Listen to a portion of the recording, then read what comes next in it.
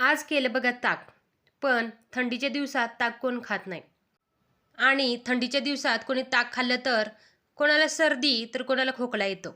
त्यासाठीच असं तडका दिलेलं ताक करायचं. ते करण्यासाठी मी काय वापरते ते सांगते. 2 मिरच्या, 1 बारका आल्याचा तुकडा आणि 2 लसणाच्या गड्ड्याच्या पाकळ्या आणि थोडंसं जिरं हे साहित्य लागतं. हे सगळं साहित्य एका मिक्सरच्या भांड्यामध्ये घालून ते बारीक करून घ्यायचं.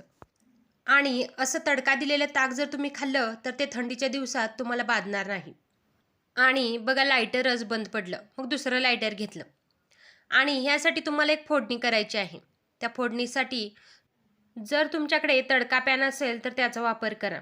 आणि जर तडका पॅन नसेल तर तुमच्या घरामध्ये जी पळी असते ना, त्या पळीमध्ये तुम्ही तडका देऊ शकता. त्यासाठी तडका पॅनमध्ये थोडंसं तेल घाला. आणि तेल कढल्यानंतर त्या तेलामध्ये थोडीशी मोहरी, थोडेसे जिरे यांची फोडणी द्या. आणि त्यानंतर तुम्हाला मिक्सरमध्ये बारीक केलेलं वाटण घालायचं आहे. आणि ते वाटण घालताना गॅस जरा कमीच करा, नाहीतर फोडणी सगळीकडे उडते. आमच्या घरामध्ये सर्वांनाच असं तडका दिलेलं ताक सर्वांनाच आवडतं. तुम्हीही असं एकदा नक्की ट्राय करा.